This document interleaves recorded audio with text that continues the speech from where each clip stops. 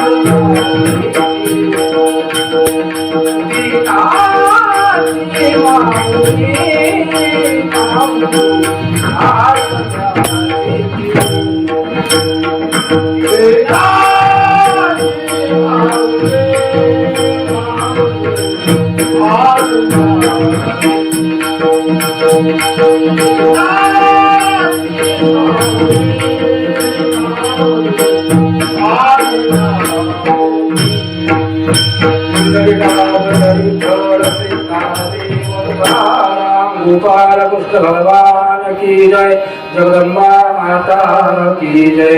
सर्व मंगल मांगल्ये शिवे सर्वार्थ साधिके, शरण्ये त्र्यंबके गौरी नारायणी नमोस्तुते। कथेला प्रारंभ झालाय। व्यास महर्षी जन्मीच्या सांगतायत, सूत महर्षी शौनिकाधिकांना सांगतायत। ती कथा आपण ह्या देवीच्या प्रांगणामध्ये आपण ऐकत आहोत। त्यावेळेस सती आपला देह भस्म केला सतीनं, आणि भगवान शंकराने दुःखित झाले। त्यांनी काय केलं म्हणजे, आणि सतीच्या वियोगामुळे दुःखित झाले भगवान शंकर। ते देह भस्म ह्यातलं शरीर आहे त्या यज्ञशाळेमध्ये गेले। यज्ञशाळेतून ते देह दग्ध झालेलं शरीर घेतलं आणि ते घेऊन शरीर घेऊन आणि भगवान खांद्यावर घेऊन हे सती घेऊन आणि घेऊन फिरतायत। ते एका ठिकाणी नाही, अनेक निरनिराळ्या प्रदेशामध्ये असताना ते फिरत होते। ज्या ज्या ठिकाणी ते राहिले त्या त्या ठिकाणी आजही त्या शक्तीचं वास्तव्य आहे। अशी बरेच ठिकाण आहेत की ज्या ज्या ठिकाणी भगवान शंकर स्त्रीला घेऊन फिरले त्या त्या ठिकाणी मुख्य आणि बघितलं पीठ तर 108 पीठ, त्या त्या ठिकाणी त्या सतीचं शरीराचे काही भाग त्या ठिकाणी पडले। सगळे सांगायला झालं तर सगळ्या ठिकाणी पीठाचा जर महिमा वर्णन करायचा झाला तर तो करणं शक्य नाही। व्यास शंकराचार्य मुख्य आणि गौरीचं मुख जे आहे ते म्हणजे वाराणसी म्हणजे काशी। तिचं नाव विशालाक्षी म्हणून आहे। नैमिषारण्यामध्ये लिंगधारिणी प्रयाग क्षेत्रावर ललिता नावानं आहे। वृंदावन पर्वतावर कामुक्ती नावाची, मानसरोवरामध्ये कुमुदा नावाची, कामना नावाची गोमंत पर्वतावर, मंदरावर काम मजालिनी, चैत्र रथावर मनोत्कटा, हस्तिनापुरामध्ये जयंती, कान्यकुब्जामध्ये गौरी, मलयगिरी पर्वतावर लंबाया नावाने विख्यात आहे। तसंच मायापुरी आपल्या नावाचा अपभ्रंश आहे, महापुरीच्या नावाचा। महापुरी आपल्या गावाचं नाव नाही, अपभ्रंश नाव आहे आपल्या गावाचं नाव। तर सगळ्याला दरवर्षी सांगतो, सगळ्याला माहिती आहे। पोस्टाचा स्टॅम्प आहे महदपुरी, जुनं नावाचं नाव आहे मायापुरी। माहेश्वरी पुरी नगरी म्हणतात। तर मायापुरीमध्ये कुमारी नावानं आणि माहेश्वरी पुराणामध्ये ती स्वहा नावाची देवी, येण्याप्रमाणे 108 पीठ येतात। 108 पीठामध्ये आणि ती वास्तविक करून आजही आहे। आणि त्या ठिकाणी भक्त जे जातात त्यांना आणि त्यांचे मनोरथ पूर्ण करत असते ती देवी। म्हणून त्या ठिकाणी आपण गेलो की आपलं मन प्रसन्न होतं आणि आपली जी काही कार्य आहेत ती सफल मस्त होतात, फक्त जगदंबेच्या आणि आशीर्वादामुळेच, बाकी काही विषय नाही। गोपाल कृष्ण भगवान जो या 108 पीठांच्या नावांचा उच्चार करतो, श्रवण करतो, त्याला सर्व आणि पापापासून मुक्त होतो, त्यांचा उद्धार होतो। एवढेच काय, त्याला देवी लोक प्राप्त होतो। याप्रमाणे राजानं तुला मी सांगितलं, जन्मीच्या राजेंद्र महाराज आपण पूर्वी सांगितलं होतं मला, तो विषय आम्हाला पुन्हा परत सांगा। तो विषय असा, 2 आणि जन्माची कथा मला सांगितली. 2 अवतार कार्य सांगितले देवीचे. पहिली गौरी सांगितली, नंतर सती सांगितली, पुन्हा ती आणि हराला कशी प्राप्त झाली ते चरित्र सांगा. हरीला नाही झाली, हरीची नंतर कथा आहे. आता हराचा विषय झाला. हराला पुन्हा कशी प्राप्त झाली ते आम्हाला सांगा. त्यावेळेस सूत महर्षी शौनकादिकांना सांगतायत, शौनक मुनी हो, ज्यावेळेस सतीनं आपला देह भस्म केला त्याच्यानंतर थोड्या दिवसामध्ये तारकासूर नावाचा एक दैत्य निर्माण झाला. एवढा मनोन्मत्त असणारा तारकासूर होता. त्यानं एका क्षणामध्ये आणि पृथ्वीचं राज्य घेतलं. पाताळातून केव्हा शिकायला की काही नाही की लगेच पृथ्वीचं राज्य घेतलं. पृथ्वीचं सगळीकडे राज्य करायला लागला आणि थोड्या दिवसामध्ये त्याच्या मनात विचार आला, आता पृथ्वीचं राज्य भेटलं म्हणला, आता सर्वच राज्य मिळवायचं. त्यानंतर कैलास घ्यायचा. नंतर महर्लोक, तपोलोक, भूलोक सगळे लोक जे असतात, सप्त लोक येतं ते सगळे आपल्या ताब्यात घ्यायचे. अशा विचारात तो आणि कोण होता? कोणतं दैत्य? तारकासूर ह्या विषयात होता. आणि सगळ्या देवलोकांना चिंता पडली की तारकासूर असताना आपल्या स्वर्गावर राज्य करणार, स्वर्गावर आधी पोचवाडी करणार, आता काय करावं? तारकासूरच दुःख नाही, पण त्याला मारण्याकरता कोणतरी जन्माला यावं लागेल आणि त्यानंतर तो तारकासूर मरल. कोण जन्माला यावं लागेल? अहो, महादेवाचा औरस चौरस पुत्र जन्माला यावं लागेल, त्यावेळेस तारकासूर मरल. आता महादेवाला जन्माला पुत्र यायचे औरस चौरस म्हणजे महादेवाचं लग्न व्हावं लागेल ना. महादेव तर म्हणजे सध्या विधी अवस्थेमध्ये, ध्यानस्थावस्थेमध्ये, भगवान शंकर भोलेनाथ समाधी लावून बसले तर विरक्त अवस्थेमध्ये, त्यांचा विवाह शक्य आहे का? विवाह होणं शक्यच नाही. आता महादेव तर विवाह करतच नाही. दुर्मिळ असणारा हा विषय झाला. म्हणून आता महादेवाला ती शक्ती प्राप्त कशी होईल असा विचार सारखा असताना ते करत होते. सगळ्या लोकांनी ब्रह्मदेवाकडे गेले, ब्रह्मदेवाला साष्टांग नमस्कार केला. हे देवा ब्रह्मदेवा, आता काय करायचं? अहो, तुम्ही आम्हाला मागं सांगितलं होतं त्याप्रमाणे आम्ही केलं, आता पण तसाच विषय झालाय, आता आम्ही काय करायचं? त्यांनी सांगितलं, पुन्हा प्रसन्न करून घेण्याकरता जी शक्ती आहे ती शक्ती पुन्हा प्राप्त होण्याकरता महादेवाला पुन्हा आणि आणखी एकदा तपश्चर्या करावी लागेल. म्हणून सगळ्यांनी काय केलं म्हणले, आता पहा, स्वतः करता नाही लोक करतात, जगा करतात, ऐक नाही. साधूचं तसं असतं बघा. जे संत असतात ते स्वतः करत नाही. जगाच्या कल्याणा संताच्या लोके देह कष्ट ते परोपकारे. स्वतः करता काहीच करत नाही, जगा करतात. जगाचं कल्याण व्हावं या करतात ते रात्रंदिवस तळमळ करतात. ब्रह्मदेव म्हणतात की तुम्हाला असणारी ती त्या शक्तीचीच उपासना करावी, त्या जगदंबेची आराधना करावी लागेल. म्हणून असणारे हिमालया सहित सगळेजण आणि जे दक्ष महाराज आहेत, सगळे जे आहेत, जेवढे मानसपुत्र आहेत, देव आहेत, सगळ्यांनी पुन्हा त्या जगदंबेचा धावा केला आणि ध्यानाला बसते आणि तिची असणारी उपासना करू लागली. उपासना करताना काही वेळ काळ गेला आणि काही कालानंतर ती आदिशक्ती केव्हा प्रगट झाली? चैत्र शुद्ध नवमी.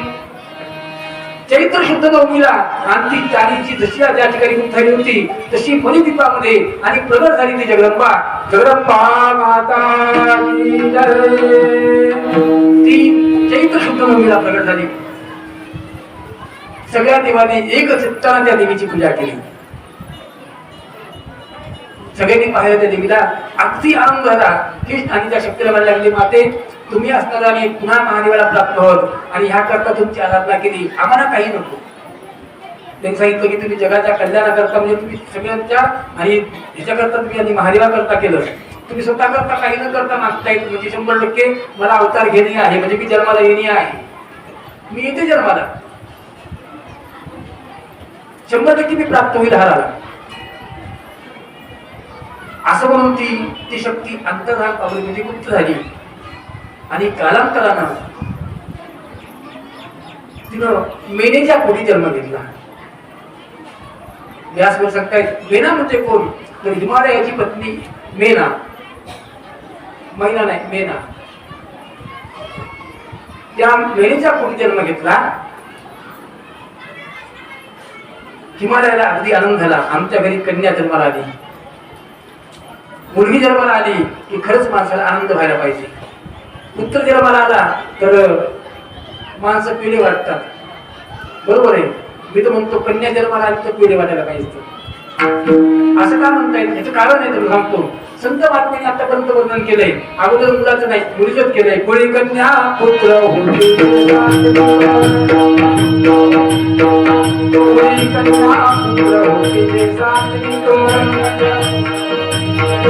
वयाचा हा विठोबा केलेला.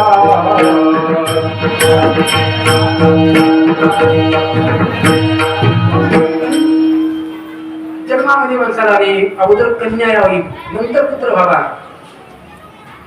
कन्या एवढं प्रेम पुत्र कधीच करू शकत नाही. तुम्हाला मी पहिल्या दिवशी सांगितलं, ममत्व, वात्सल्य, प्रेम, ममता हे जे आहे ते कन्येमध्येच आहे, मुलामध्ये नाही. मुलगा काठी घेऊन कधी तयार आहे मारायला, पण कन्याला म्हणजे मुलीला दयाच येते आपल्या आई वडिलांची, म्हणून कन्याच पहिले जन्माला यावी. कन्या आणि त्या हिमालयाला झाली, त्या बहिणीच्या पोटी जन्म घेतला आणि हिमालयाला इतका आनंद झाला, इतका आनंद झाला. तरी होणार तर सांगितलं आम्हाला कन्या झाली, आम्हाला कन्या झाली, आम्हाला कन्या झाली, इतका आनंद झाला.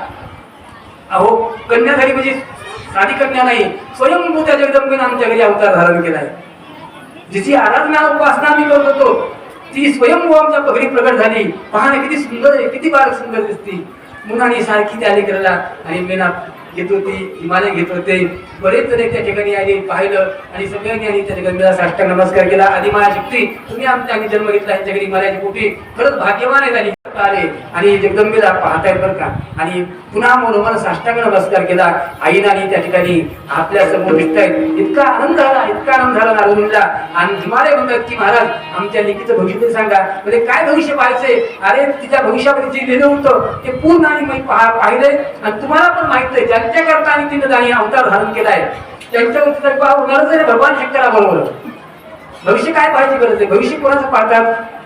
ज्यांना प्रारब्ध माहित नाही त्यांचं, त्यांना प्रारब्ध माहिती आहे, संचित माहिती आहे, कर्म माहिती आहे, सगळं माहिती आहे. अहो देवाचं भविष्य काय पाहायचंय? प्रार्थना आपलं सगळ्यांना आपल्याला माहित नाही म्हणून आपण पाहतो. ज्यांना प्रार्थना माहिती आहे त्यांना प्रार्थना पाहायची गरज नाही. असं येण्याप्रमाणे नारदांनी दर्शन केलं, नारदांनी निघून गेले. हिमालयाला अगदी आनंद झाला आणि सतीनं काय केलं म्हणजे त्या हिमालयाच्या कन्येनं तिला हिमकन्या किंवा तिचं नाव ठेवलं होतं पार्वती. पार्वती नाव का? पर्वताच्या पोटी जन्माला आली म्हणून तिचं नाव पार्वती. हीच गौरी, हीच सती आणि पुढे तिचा जन्म पार्वती. अगदी आनंदात राहत असताना बरोबर ज्यावेळेस वय झालं त्यावेळेस हिमालयाने ठरवलं, म्हणजे आता आपल्याला माहित आहे आता पहिलं झालं. पहिल्या जन्म दक्ष महाराजांना पाप केलं, त्यांना अहंकार झाला. म्हणून त्यांनी आणि महादेवाचा अपमान केला. दिलं नाही, पण मी करणार नाही, असं मी अजिबात करू शकत नाही. मी काय करीन? तर मी अजिबात असं करणार नाही. मी बरोबर महादेवाला देऊन टाकेन. देणार म्हणजे देणार, 100% देणार. मला पक्का विचार केला. अहंकार अशा माणसाला होतो, अहंकाराचा विषय. ज्यांना कळत नाही त्यांना अहंकार होतो, ज्यांना कळत त्यांना अहंकार कधीच होत नाही. गर्व करत नाही. ज्यांच्याकडे संपत्ती भरपूर असते ना ती कधी बाप नमस्कार करीत, आणि ज्यांच्याकडे काही नाही ना ते असे असं ताट असतात. जसं काय किती काही नाही, कोण आहे काही नाही. ही नवल अहंकाराची गोठी विशेष न लगे, अज्ञानाचे पाठी सज्ञानाचे झोंबे कंठी, नाना संकटी नाचली. चांगल्या माणसाच्या पाठीमागे अहंकार लागत नाही कधीच. ज्ञानी जे म्हणणारी लोक, ज्ञानी लोकांना आणि अभिमान असतो कशाचा? माझ्याकडे भरपूर ज्ञान आहे, ते देव भेटत नाही. ज्ञानवान माणसाला कधीच परमात्मा भेटत नाही. अज्ञान माणसाला 100% परमात्मा भेटतो. तुम्ही म्हणता महाराज जास्त कसं प्रमाण ते म्हणताय? हो, वेद जाणू गेला पुढे मौलावला ते गुजे तुझला प्राप्त कैसे. वेदाने म्हणजे ज्ञानानं जाण्याचा प्रयत्न खूप केला, पण वेदाला कळालं का भगवंत? अजिबात कळालं नाही. पुढे मौलावला, त्याला पुढे बोलताच आलं नाही. पुढे भगवंत कसा आहे सांगताच आलं नाही, अजिबात नाही. तुकाराम महाराज विचारलं म्हणजे तुम्हाला काय म्हणणे, ज्ञानानं परमात्मा भेटतो का? ज्ञानानं भेटत नाही म्हणले. तुम्हाला काय करावं लागेल? मग ते ज्ञान तुम्हाला पाहिजे का? भगवंताला प्राप्त करायचं. त्यांनी सांगितलं नको ब्रह्मज्ञान आत्मस्थिती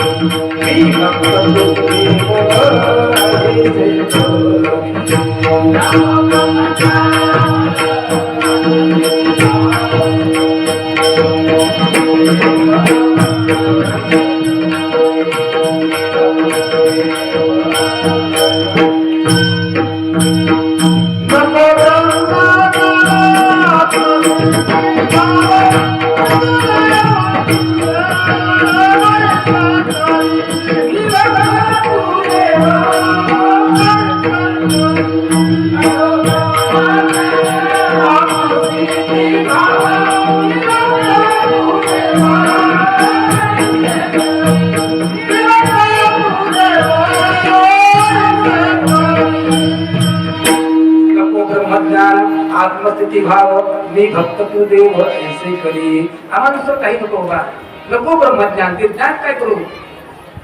ते ज्ञान घेऊन उपयोग नाही. आम्हाला फक्त भक्ती दे, भाव दे, प्रेम दे, जिव्हाळा दे, आणि तुझ्याबद्दलची भक्ती एवढी राहू दे की मी भक्त म्हणून घेऊ शकू आणि तू देव आहेस. आपल्या मध्ये कोणी नको, फक्त दोन असावे. ह्या देहाचा संबंध भक्तीच आहे. म्हणून भक्तीनं आणि माणसानं पूजा करावी, भावानं पूजा करावी. म्हणून मग तुम्हाला कालपर्वानी सांगितलं भारीवेला भक्ती, भक्तीवेला भक्ती मिळू शकत नाही. मी सांगताय अहंकार धरावा नाही मला याला. आणि अहंकार कोणता होतो? ज्यांच्याजवळ काही गोष्टी असतात ना त्यांनाच अहंकार होतो. आणि दक्ष महाराजांना काय नव्हतं, संपत्ती होती, सगळं होतं ना, त्याच्यामुळे त्यांना अहंकार झाला. हिमालयाजवळ संपत्ती होती, सगळं होतं, पण थोडा भक्ती मार्गातला होता. त्यांना सगळं माहित होतं. पण हिमालयाने ठरवलं म्हणजे आता अजिबात नाही. त्यांनी केलं, ठीक आहे, चुकलं त्यांचं, पण अजिबात मी करणार नाही तसं. पार्वतीने ज्यावेळेस आणि नारदांची भेट झाली होती त्यावेळेस तिनं पक्क ठरवलं की आज नारद भेटते, याचा अर्थ असा की मला त्यांनी इथं सांगायला आले की पार्वती तू आतापासून त्यांनी नामस्मरण करायला सुरुवात कर. म्हणून आणि त्या दिवसापासून तिनं अखंड जप चालू केला. पण आता ओम नमः शिवाय, ओम नमः शिवाय. टाइम पाहावं लागते, टाइम आपल्याला नाहीये. घेतला असता टाइमच नाही. समाधी माझे होतच नाही, कथाच होत नाही. 3:16 झाले घेत नाही. आणि सतीनं अखंड जप चालू केला. हिमालयावर आणखी तो आता विषय तो पाषाण जो आहे ज्या ठिकाणी पार्वती बसत होती तो आज पण आहे. त्या ठिकाणी आणि तिने अखंड अविरत जप चालू केला. त्यावेळेस महादेवाला आणि तो जप ऐकू आला. काही जणांची शंका आहे, देवाला ऐकू येत नाही, देवाला कळत नाही, देवाला दिसत नाही, देव पाहतच नाही, देवाला डोळे नाहीत. म्हणजे कसं काय? म्हणजे भगवंत आपल्याकडे पाहतच नाही. पंढरपूरला गेलो म्हणजे देवाचं आपल्याकडे लक्षच नाही. देवाचं कोणीकडे लक्ष आहे? म्हणजे समजहम दृष्टी विटेवरी साधुनी तेथे माझी हरी. परदेशीत महाराजांनी सांगितलं बरे म्हणजे देवानं आपण पायावर चित्त ठेवायचे. ठेवायचे आपलं पायावर चित्त ठेवायचे. बरं झालं म्हणजे देवाला पाहायचा विषय नाही. देवानं बरी पाहिलं असतं, देवानं लोकांनी काय केलं असतं, देवाला लोक मागितलं असतं. खरंय माझे चित्त तुझे पायी राहो ऐसे करी काही धरून या पायी हवा हा तारी करणारा चित्त पायावर माणसं करायला पाहिजे. राहिलं की 100% प्राप्ती होते. त्याचा अर्थ की असा की आपल्यामध्ये जी वृत्ती आहे ती वृत्ती म्हणजे निराभिमानी वृत्ती राहावी लागते, तो परमात्मा प्राप्त होतो. अभिमान वृत्ती राहील ती परमात्मा प्राप्त होत नाही, सांगायचा विषय असा होता. असो अखंड जग चालू केला त्यासाठी ना. देवाला डोळे आहेत, देव हजारो डोळ्यात पाहतो. देवाला कान आहेत, देव हजारो कान ऐकतो. एवढंच काय, देवाला सगळं दिसतं कळतं सगळं होतं. म्हणून दिवसांनी परमात्मा देत असतो, आपल्याला घेत असतो. सगळं काही जे चालत असतं ना ते परमात्मेशिवाय काहीच चालत नाही. चाले हे शरीर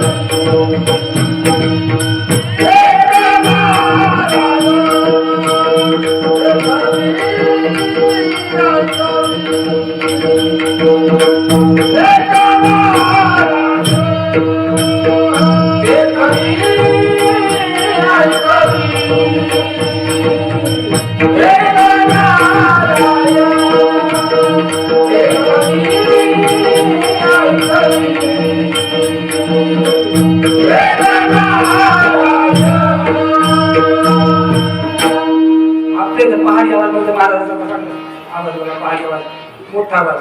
आम्ही किती काळ प्रयत्न केला, बारीकच आवाज यायला, उच्च आवाजामध्ये फक्त महाराज आपल्या गावामध्ये भजन करणार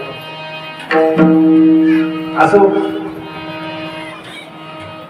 आणि इतका धावा चालू केला, इतका धावा चालू केला असं ते ना, म्हणजे पार्वतीनं अविरुद्ध धावा चालू केल्यानंतर महादेवाला त्यांनी आवाज पोहोचला आणि भगवान भोलेनाथ वेशांतर करून पार्वती समोर आले. पार्वतीला समोर पाहिलं आणि ती बसलेली हिमालयावर तपश्चर्या करीत सारखं नामस्मरण करत बसलेली. तिच्याकडे पाहिलं आणि पाहिल्यानंतर, हे कोण आहेस तू, कोणा ध्यान करतेस, उठ लवकर. पार्वतीने डोळे उघडले, समोर पाहिलं कोणतरी वेगळा स्वरूप दिसतो, पुरुष दिसतोय. अहो महाराज, आम्ही दिवस नामस्मरण करतो, तुमचं काय म्हणणं आहे, कोणाचं नामस्मरण करतेस? भगवान भोलेनाथाचं नामस्मरण करते मी. काय म्हणतात त्या नामस्मरणातून? मला सुख भेटतं. तुम्हाला का दुःख होतं? अजिबात नाही, त्याचं नाव घेऊ नको तू. तुम्ही असं का मला सांगता नाव घेऊ नको? नाही नाही नाही, का नाव घ्यायचं? काय पडले त्याचं नाव घेण्यामध्ये? अरे काय मिळणार आहे मला? मिळू की नको मिळू, मी त्यांचं नामस्मरण करणार. अरे मग त्यांच्याकडे काहीच नाही ना घ्यायला, त्यांच्याकडे काही संपत्ती का काय, त्यांच्याकडे काहीच नाही, काही नाही, काही देऊ शकत नाही, देऊ शकत नाहीत, काही नाही. परवाला एक भक्त होता म्हणे, परवाला एक भक्त आला होता. तो म्हणतो की आम्हाला अमुक अमुक गोष्टीची गरज आहे, तुम्ही देता का? भगवान शंकर मध्ये मला काम आंतराला पामलेलं काही नाही, म्हणजे जन्मधारी स्मशानी राहिला मला सांगितलं ना. आणि जवळ काय म्हणले, काहीच नाही माझं द्यायला घ्यायला, काही नाही, काही नाही, काही नाही, माझंच काही नाही, तुला काय दे असा आज भक्त म्हणत होता. पण करते आणि तू तर म्हणले त्याचं नाव घ्यायला, तू अजिबात घेऊ नको, तू त्याचं नाव, ते नाव घ्यायचं सोडून दे. पार्वती म्हणायला लागल्या तुम्ही कितीही सांगा मला मी त्याचं नाव घेणारच. अहो त्याच्याकडे काही असो का नसो काही गरज नाही मला. मी अंतकरणामध्ये तो पती म्हणून मी त्याचा स्वीकार केलेला आहे. मग तुम्ही त्यांना काहीतरी म्हणलात तरी मी त्यांचा आता गत जन्मामध्ये कथा झाली, गत जन्मामध्ये मी अपमान सहन केलाय, मी ह्या जन्मात अपमान सहन करणार नाही. त्यांच्याबद्दल तुम्ही मला काही सांगू नका. अजून तर लग्न व्हायचं, लग्न व्हायच्या आधीच ती गोष्ट चांगली. तुम्ही त्यांच्याबद्दल एक शब्दही बोलायचा नाही. मी आता ऐकून यांच्या मानसिकतेमध्ये नाही. तुम्ही एक शब्द बोलू नका. मला सांगायचे कोण असाल तुम्ही ते ताबडतोब निघून जा बरं इथून. चला निघून जा कोण आहेत ते. भगवान शंकर चिंतात्मा म्हणतात की अगं ऐक घेऊ नको त्याचं नाव तू. तुम्ही ऐकायला का कसं नाही मी तुम्हाला श्राप देणार आहे. श्राप देणार आहे म्हणल्यावर एकदम महादेव सावध झाले. तुझे थांब बाई थांब. बोलून जाशील पुन्हा आणखी विरळ व्हायचं, आणखी दुसरं काहीतरी व्हायचं. थांब मध्ये तुम्हाला ओळखत नाहीस. आणि मग स्वयंभूवादी जे काही स्वरूप स्वतःच आहे त्या स्वरूपामध्ये प्रगट झाले महादेव. आणि त्यावेळेस त्यांनी त्या पार्वतीने बघितलं, साष्टांग नमस्कार केला. भोलेनाथ मग तुम्हीच माझी परीक्षा एवढी पाहताय, मला वाटतं दुसरा कोण आहे की काही नाही की मग परीक्षा पाहिजे होती. अशी का परीक्षा पाहिजे तुम्ही? तुझं खरंच आणि तू चित्तातून अंतःकरणातून माझ्यावर अंतःकरण मला वरलंयस का हे मी पाहत होतो. का वर बाबा तू लौकिक शिकतो आणि आडवलीस तू, तुला माया एखादी झाली का? मायेचा प्रभाव एवढा आहे. माया एक प्रकारची नाही. माया आणि पुराणामध्ये सांगितलं की माया ही 96 प्रकारची माया. गुण तीनच येतात, गुण तीनच येतात, पण माया 96 प्रकारची. म्हणून माझं संसार लागतं. दुसरं काय कारण आहे? गोपाल असो. आणि पार्वतीला अगदी आनंद झाला. भगवान शंकराने अंतर्धान पावले, मुक्त झाले. पुन्हा आणि महादेव कैलासावर निघून गेले. पुन्हा ध्यानस्थ बसले भगवान शंकर. इकडं वय झालेलं पाहून हिमालयाच्या मनामध्ये आणि याचा विषय आला. आता पार्वतीचा विवाह करावा लागतो. आता काय करायचंय? मग ब्रह्मदेवाजवळ गेले. ब्रह्मदेवाला सांगितलं. ब्रह्मदेव म्हणजे काय हरकत नाही. आता म्हणजे असं करून महादेवावर विवाह करायचा आहे. पण अगोदर महादेवाने विचार लागेल ना की आपली आणि पार्वतीचं गाणे मान्य आहे की नाही ते. मग निरोप पाठवला. निरोप पाठवल्यानंतर महादेवाजवळ त्या ठिकाणी जे कोण होते ते गेले. तिथं त्यांनी विचार करले भगवान शंकर आणि आपल्याला पार्वती मान्य आहे का? तुम्ही सारखं ध्यानस्थ असता, आता जागृत अवस्थेमध्ये तर म्हणून तुम्हाला विचारतो तुम्हाला आणि विवाह करायची इच्छा आहे का? ते म्हणजे आता इच्छा नाही, पण तुमचं म्हणणं काय? म्हणजे असं असणारी पार्वती आहे, हिमालय कन्या आहे आणि ती तुम्हाला त्यानंतर त्यांचा मानस आहे, तर तुम्ही त्यांचा स्वीकार करावा. अशाची अंतःकरणातून तळमळ आहे. का तळमळ आहे? याचं कारण एकच आहे की तारकासूर नावाचा दैत्य हा उन्मुक्त झालाय. त्यानं सगळीकडे स्वारी करून सगळं तुम्ही भुवन जिंकून घेतलेलं आहे. आता आम्हाला बसायला जागा नाही. नामस्मरण करायची खूप इच्छा आहे. आज आपण म्हणतो की आपण इथं बसायला आपल्याला किती आनंद आहे का नाही? कोणतं म्हणलं अजिबातीचं नाव घ्यायचं देवाचं जर म्हणलं तर तुम्हाला काय किती तळमळ वाटेल की अहो का आम्हाला म्हणतो किती वाजता घेऊन नका म्हणून राग येईल का नाही? काय वाटेल का नाही? आणि तुमची सत्ता असेल, तुमची ताकद असेल तर तुम्ही म्हणता की हा काय भेटत नाही मला नाव, आणि तुमच्या त्यापेक्षा ते बलवान समोर असेल तर तुमचं समजेल का काही? अजिबात घ्यायचंच नाही म्हणल्यानंतर तुम्ही काय करणार? काहीच करू शकत नाही. म्हणून परमात्मा पाठीमागं संतांच्या पाठीमागे म्हणतात की तो परमात्मा पाठीमागं आहे माझ्या, म्हणून मी भगवंताचं नाव घेऊ शकतो. आपणही कुठले कार्य करत असताना आपण म्हणू की जर तो पाठीमागं नसेल तर आपण काहीच करू शकत नाही. भैयाचे अंकित आम्ही झालो बलवंत, आम्ही झालो बलवंत, आम्ही झालो बलवंत. भैयाचे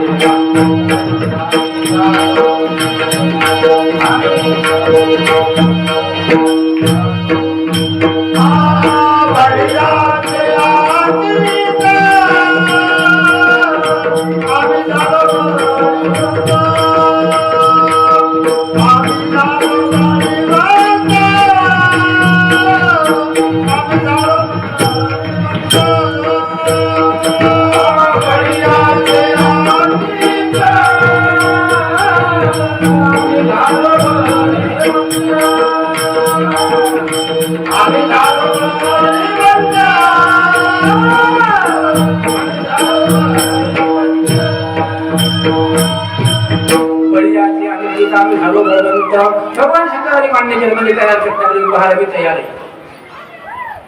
आणि मग त्रिभुवनामध्ये आनंद झाला. त्रिभुवनामध्ये की खरंच आता आणि सगळ्यांनी दुष्ट दैत्य बनणार आणि धर्माचं राज्य येणार. तारकासुर आता 100% बनवणार. भगवान शंकरांनी विवाहास तयार झाले. ताबडतोब निरोप घेऊन गेले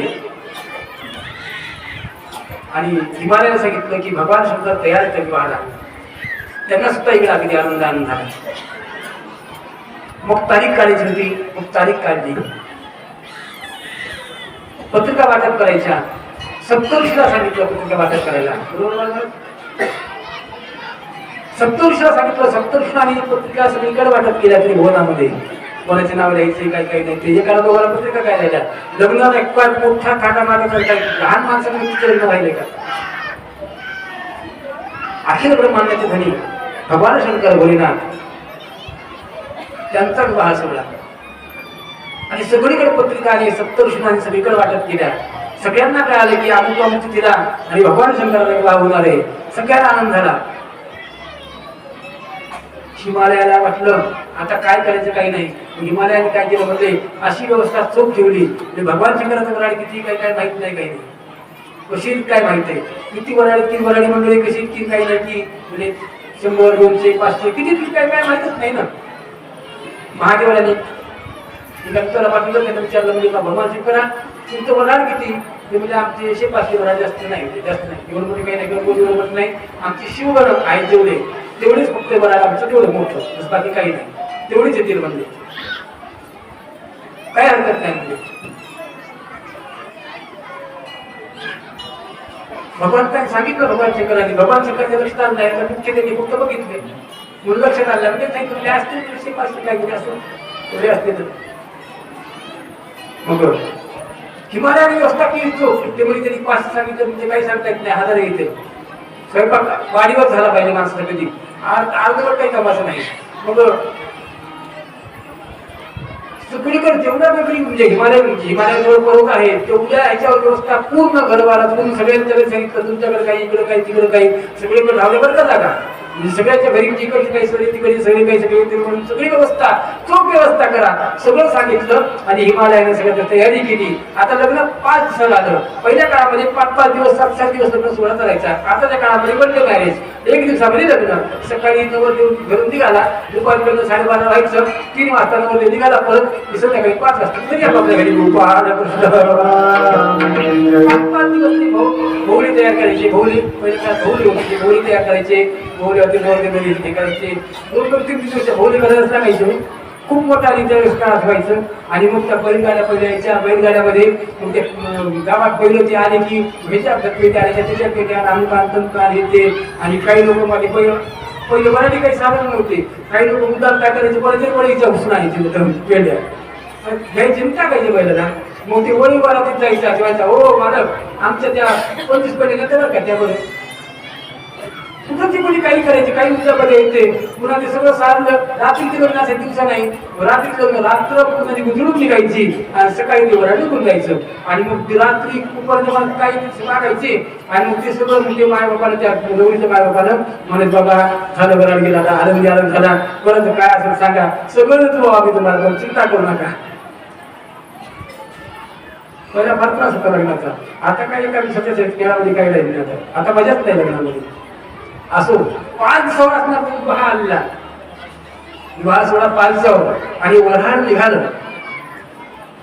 हे नंदी शृंगी भृंगी सगळे असताना सगळे निघाले. सगळ्यांनी आणि महादेवानी घोड्यावर बसले तर कशावर नंदीवर घोड्यावर नाही नंदीवर बसले तर सगळं वऱ्हाड निघालं. आणि सगळं महादेवाचा आणि जप करत करत निघाले. ओम नमः शिवाय ओम नमः शिवाय हरे हरे बोल नमः शिवाय ओम नमः शिवाय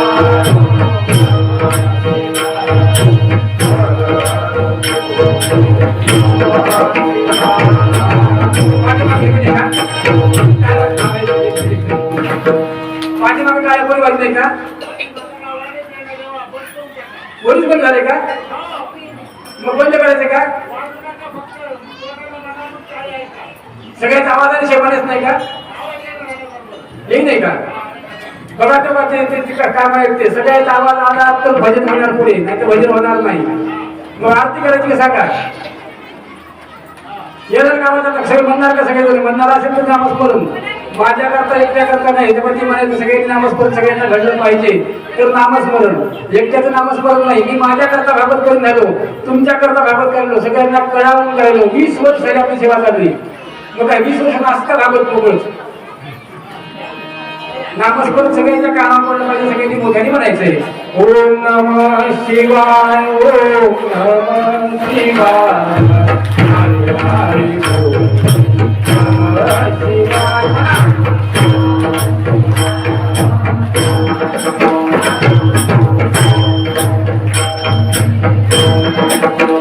ओम नमः शिवाय,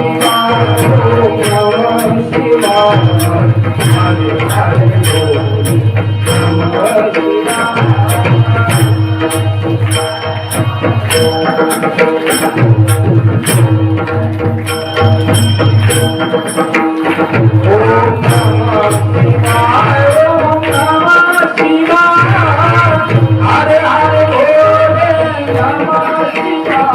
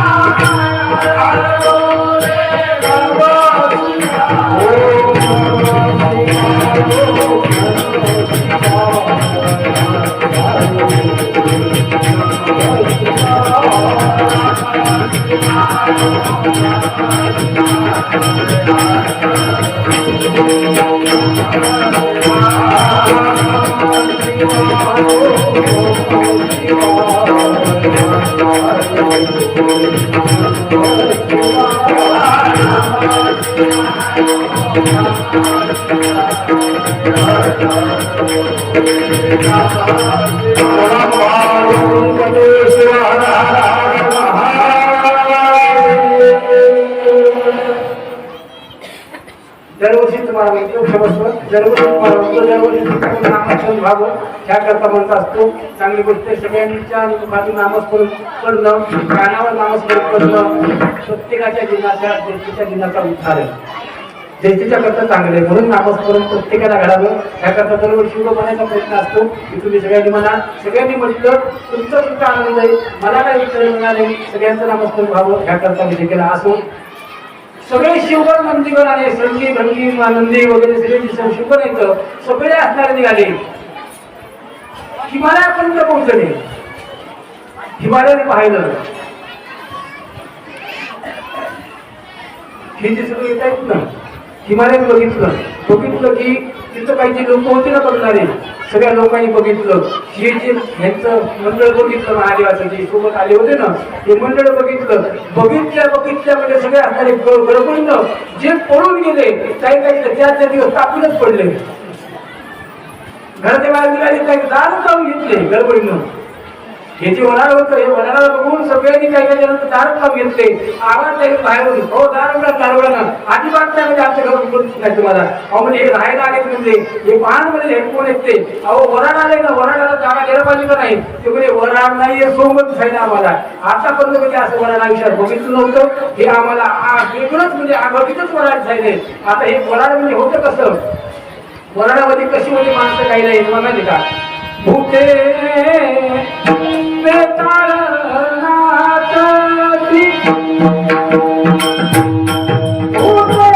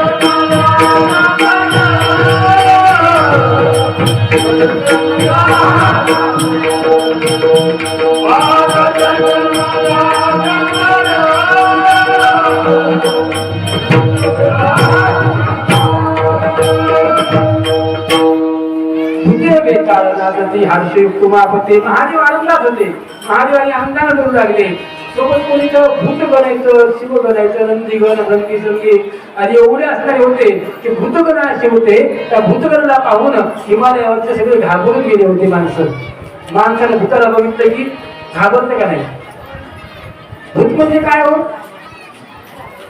भूत म्हणजे मला प्रकारच काय आला नाही भूत म्हणजे प्रकार काय असते पहिले लोक लहान लेकराला भीती करायची भूत असते बरं का तिकडे जाऊ नका लहान भूत असते भूत म्हणजे मला प्रकारच काय आला नाही माऊलीला विचारलं मी ज्ञानेश्वर महाराजांना विचारलं ज्ञानेश्वर महाराजांनी सांगितलं म्हणजे जे जे भेटे भूत जे जे मारे जे भगवंत हा भक्ती उपनिश्चित झाला माझा हा भूत म्हणजे काय अहो तुम्हाला मला म्हणले जे जे भेटले भूत ते ते मानले लोक तिथं अरे भूत नावाची अशी कशी व्याख्या नाही चराचरात नांदणारे जे आपण आहेत ना जे जे भेटले भूत ते ते मानले भगवंत अरे सगळ्यांच्या हृदयामध्ये भगवंत आहे हा देहाला भूत म्हणले हो हा देहाचाच विषय आला भूताचा विषय चैतन्य निघाले की हे भूत झालं ना जोपर्यंत या शरीरात चैतन्य आहे तोपर्यंत आणि ते हे अमुक राव तमुक राव आमचे तमके हे ते सगळे आणि शरीरातला चैतन्य परमात्मा निघून गेला की काय शिल्लक राहिलं भूत गोपाल कृष्ण देहाचं नाव होते आपण नाव ठेवले अमुक राव तुम्हाला ओळख राव म्हणून ह्याची आमची तुमची सगळ्याची हे आमके आमके हे तमके त्या गावचे त्या गावची असं कसं हे ते जिल्हा तालुका गाव हे सगळं हे जे आपल्या लक्षात राहून झाले पण त्यांच्या भाषेत पाठ झालं तर ते काय म्हणजे जे जे भेटले भूत आपण सगळे तेच आहे फक्त चैतन्य परमात्मा आपल्या शरीरात आहे तोपर्यंत आपल्याला नामकरण विषय याच्या जन्माला आल्यावर नाव आहे का आपल्याला? आहे का? आणि गेल्यानंतर काय नाव आहे? काहीच नाही.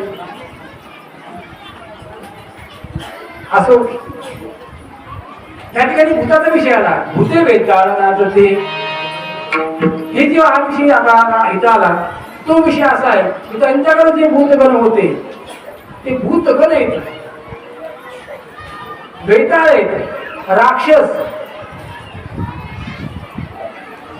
हे हा जो प्रकार आहे हा वेगळा प्रकार. हे जी समोर गेली भगवंताने भगवान श्रीशंकर सोबतचे काय देतात नुसतं मुलकं दिसायचं, हा शरीर घर नाहीच, आज दररोज राहिले मुलकं नुसतं असं. कोणाचा एक हात असा दिसायचा, एकच हात दिसायचा असा, कोणाचा एक पाय दिसायचा, बाकी शरीर मुक्तच. कोणाला धडच आहे मुक्तच नाही, नुसतं धडच राहिले. कोणाला 3-3 पाय, कोणाला 4-4 पाय, कोणाला 3-3 शिंग, कोणाला काही नाही. कसा प्रकार होता ते काही माहिती नाही. पण असे वेगवेगळे दिसायला लागले, विचित्र विचित्र विचित्र असतात दिसायला लागले. सगळे हे त्या ठिकाणी वाड्यावर पाहिलं सगळ्यांनी, म्हणजे हे काय प्रकारे बाबा काही कळत नाही, काही नाही, ते कशी आहेत की काय नाही, कोण आहेत की घाबरले आणि आपापल्या घरात जाऊन बसले सगळेजण. म्हणजे काही खरं नाही बाबा, आणि हेच आपल्या मागे लागले तर आपलं काही खरं नाही. आणि काही जण तास करू लागले, म्हणले समोरचा माणूस सकाळी इथून माझा इथून चाललाय, आज तू पण पुरायलाय इथपर्यंत. एका वाड्यामध्ये बसले होते, त्यांची व्यवस्था एका घराला घरी केली व्यवस्था, आणि समोरच्या त्या पलीकडच्या कोपऱ्यावर दिवा होत लागलेला. दिवा विजत आला, दिवा विजत आला, आणि ही कालीकडे बसलेलं त्यांना असा हात का पिला, आणि बसल्या बसल्या हात लावून दिवा असा वर केला. एका बाईने बघितलं की तिची खाली चक्कर येऊन जे पडली, 3 दिवस उठलीच नाही. गोपाल प्रकारच काय वेगळा म्हणजे बाई. हे असे लोक म्हणजे कधी बघितले होते भूत पिशाच वेताळ पल्लव किंबर गंधर्व चारण असे बरेच होते. आणि महादेवांना सांगितले हा 500-1000 आहे, 500-1000 ते असतील, असे हजारो आले जे काही त्यांची काही जात असतील सगळी जातच पूर्ण आली, आणि सगळे भोवता नाचायला लागले, हातात दिवटे येतात. आणि काही काही लोक म्हणतात बघा आमोच्या पोरीला ती निघते हो जत्राच्या भूतावरची, आमच्या पुढे तुमचे जाते कुठे भूत असे निघून जाते, तिकून जाते, भूत दिसतेच असे भूतावर नुसत्या मशाली ते पण दिसत ते बी. आणि ते माणसं काही दिसत नाही, नुसते त्याची पाडगी असते म्हणजे ती पाडगीलाच असते. आणि आमच्या पोरीला कुठे शिववर दिसते. आता कुठं शिववर दिसते की काय त्याला माहित, तुम्ही बघितलं असं गो महाराज असो. पण हे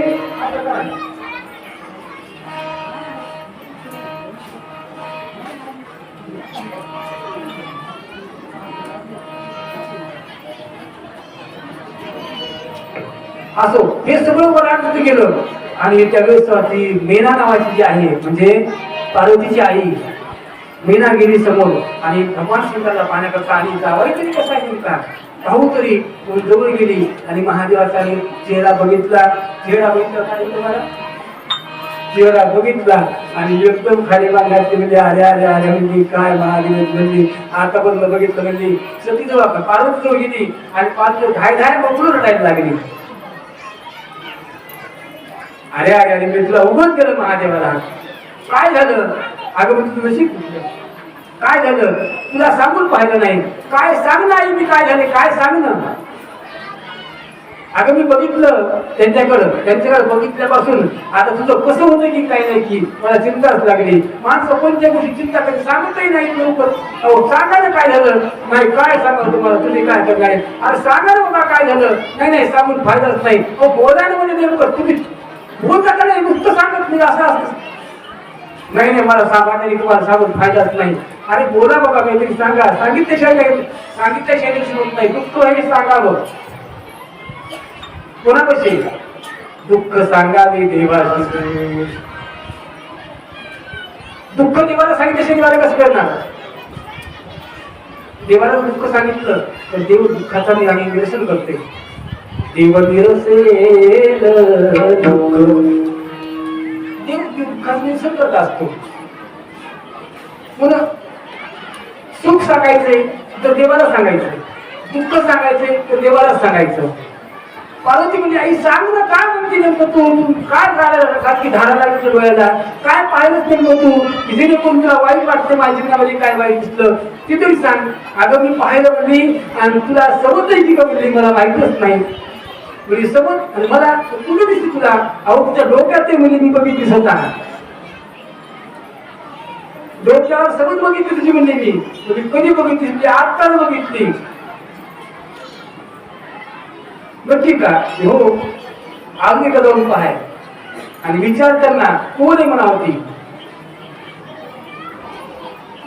जटा ज्योत गंगा आर्धचंद्र हरी डोक्यावर काय चंद्र आहे आणि जटेमध्ये गंगा धारण केलेली ती पवित्र गेलेलं आणि तिला बघून लागली मग त्याने सांगितलं अरे म्हणले सगळं तीर्थ होणे जे तीर्थ आहे ना हे चरणाचं तीर्थ आहे ते आणि भगवान विष्णू भगवान त्याच्या चरणाचं तीर्थ आहे आणि त्याला काय घाबरत ठेवलं अरे ती कोण आहे त्याची लेख आहे ती कोण आहे ती लेख आहे त्याची आणि तुम्ही काय म्हणजे मला कळालं नाही आई म्हणजे तुला माहित नाही आतापर्यंत विसरून जाय मग तिला आनंद झाला त्या महिलेला म्हणजे असंही होय मला माहितच नव्हतं गोपाळ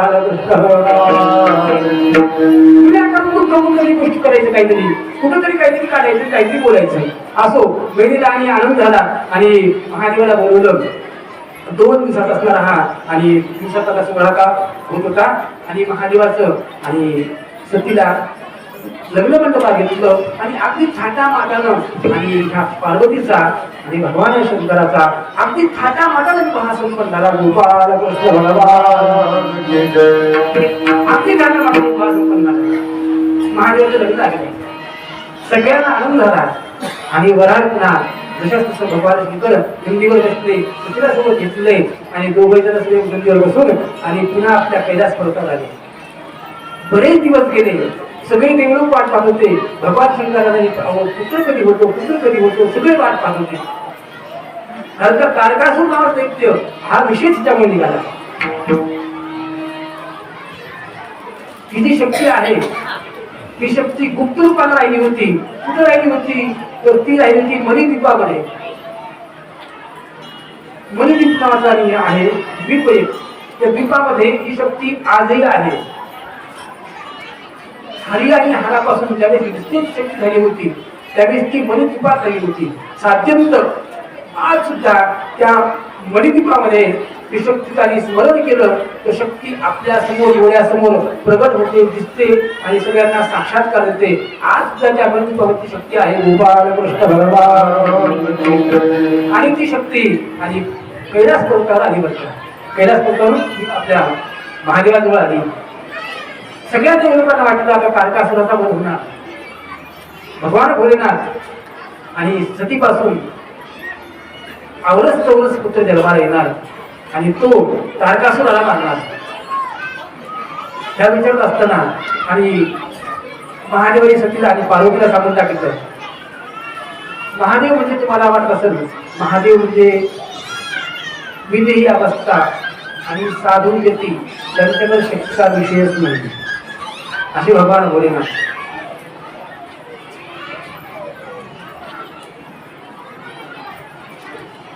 कालांतरानं तुम्ही परवालाच शब्द विषय ऐकला. कालचा विषय आपला थोडा झाला थोडक्यात झाला विषय. मळापासून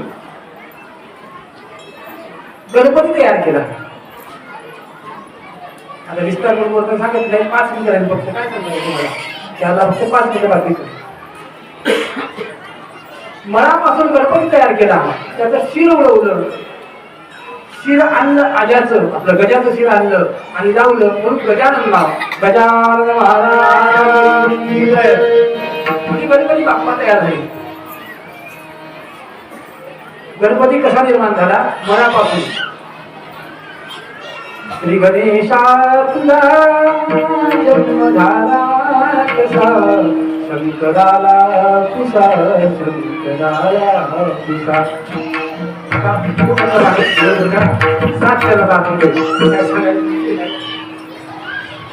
असो कालांतरानं षडाननाने आम्ही जन्म झाला. षडानन